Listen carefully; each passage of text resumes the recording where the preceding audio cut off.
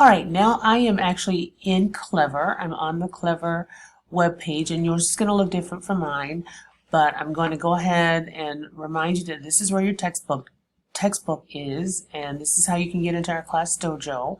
I encourage you to encourage your parents to join that because it is the quickest way to get in touch with me.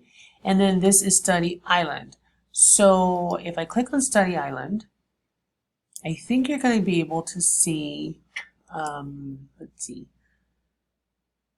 and I don't remember the exact name of the document that I created, but I believe it's called Self-Paced Unit 3 Study Guide. Let's look and see. It's called Unit 3 Central and Latin America Study Guide. And let me just go into first period and see what it looks like. It's right here. So Unit 3 Self-Paced Study Guide, and I call it a race because I think you're competing against yourself. It opened yesterday, and you should be able to go in there and